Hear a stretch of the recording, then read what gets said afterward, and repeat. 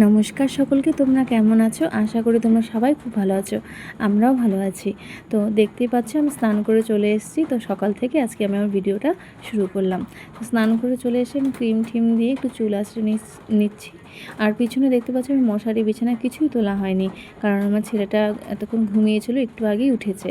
তো আমি যখন স্নান করে চলে এসেছি ভাবছি যে বিছানাটা একদম পরেই তুলবো, কারণ আমি এখন পুজো দিয়ে আসবো, কারণ পুজো দিয়ে তারপরে এসে বিছানাটা ঠিকঠাক করে নেব। তাই সকালে আরও অনেক কাজ করেছি, সেগুলো আর তোমাদের সাথে শেয়ার করলাম না। তারপরে একবার স্নান করে এসেই ভাবলাম যে না, ভিডিওটা স্টার্ট করি।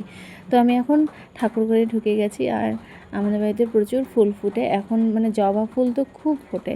তো এখানে একরকমই জবা তোলা হয়েছে, দু রকমের মতো, আর আরও কতগুলো জবা আছে, খুব সুন্দর লাগে।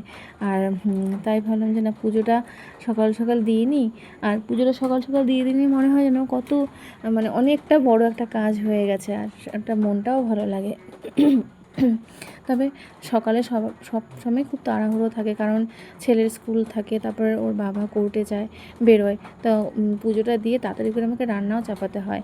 মাঝে মাঝে ভাবছি একটু আগে আর একটু ভোরবেলা যদি উঠতে পারতাম তাহলে ভালো ছিল, কিন্তু কেন জানি না উঠতেই পারছি না। মানে যখন উঠি কিন্তু অত সকালে উঠতেই পারছি না। তাও ভাবলাম যে তাড়াহুড়ো করেই দেওয়ার চেষ্টা করি, কিন্তু এর মধ্যেও পুজোর ঘরে এসেও অনেক কাজ থাকে, সেগুলো তোমাদের সাথে শেয়ার করলাম না, কারণ তার আগেই আমার ধরো ঠাকুরের বাসনগুলো ধোয়া, ঘরগুলো মুছা, মানে অনেক কিছু কাজই থাকে, সেগুলো তোমাদের সাথে শেয়ার করলাম না। আমি একদম যে পুজোর ঘরে এসে মোটামুটি সব ঠিকঠাক করে নিই তোমাদের সাথে শেয়ার করছি। তো এভাবেই, আর আমার ছেলেটা তখন ঘরে ছিল, মানে থাক আমি পুজোটা দিয়ে আসি। তারপর এর মধ্যে আবার মানে পুজো দিতেই মনে হতে থাকে যে কি রান্না করব, কারণ এত তাড়াহুড়া থাকে তখন যে কি করব বোঝা যায় না। তো এভাবেই পুজো দিতে দিতে তাই ভাবছিলাম। আর ভাবলাম যে তোমাদের সাথে তো সেরকমভাবে কিছু শেয়ার করা হয় না, তো সকাল থেকে আজকে শুরু করি, যা যা করি সেটা শেয়ার করব।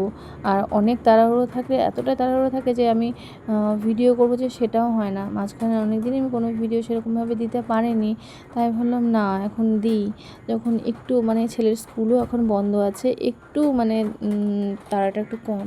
আর ওর স্কুল সামনের সপ্তাহ থেকে খুলে যাবে, তারপর আবার স্কুল স্টার্ট হয়ে যাবে, আবার সেভাবে মানে চলবে।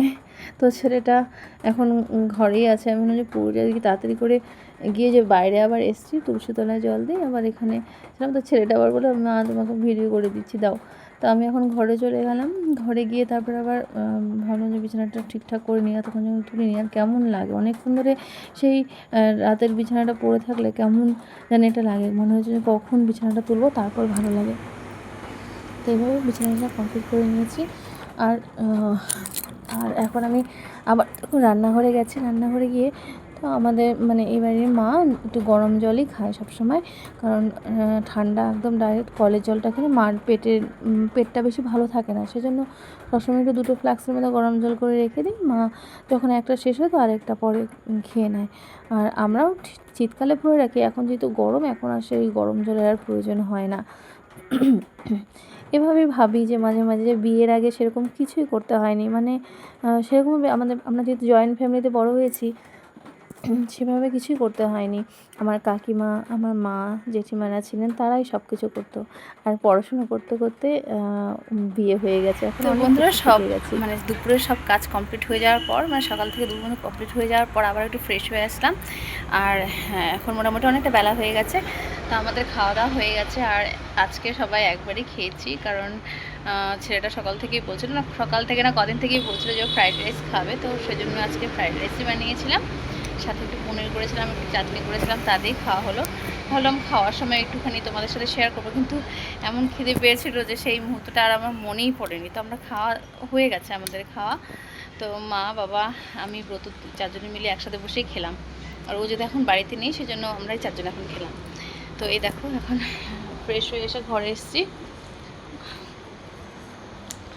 এই যে আমাদের ব্রত। কি করছো বাবা, তুমি বলো একটু। খেলছো? কি খেলো?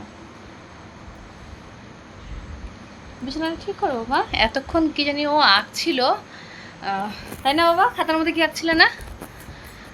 সারাদিন তো এমনি যখন থাকে ফ্রি টাইমে, ও যে কী আঁকতে থাকে সারাক্ষণ, দেখি গাড়ি আঁকতে থাকি। যে কী যে গাড়ি আমি কিছুই বুঝতে পারি না, মানে ও গাড়ি সারাক্ষণ দেখি, তো পেজ আছে, বেশিরভাগ পেজের মধ্যে দেখি অনেক গাড়ি, মানে ট্রাক, তারপর আর কি কি জানি বাবা বলো, একটা দেখি দেখি তোমার একটা আঁকা দেখাই, সবাইকে দেখাও, দেখি একটা দেখো তো। দেখো আমি ওকে বললাম যে দেখা, ও দেখাবে না। ঠিক আছে, যা অন্যদিন আমি চুপ করে না তোমাদের সবাইকে দেখিয়ে দেবো কি আঁকে। তো এখন বসে আছি, তারপর আমি একটা স্টুডেন্টকে পড়াই, ও কিছুক্ষণ পরে 4টার সময় পড়তে আসবে, প্রায় 4টা বাজতে চললো, অনেকটা বেলা হয়ে গেছে সেই সকালের পর এখন তোমাদের সামনে আবার আসলাম। তো ঠিক আছে, তোমরা এখন আমি পড়াতে বসে গেছি।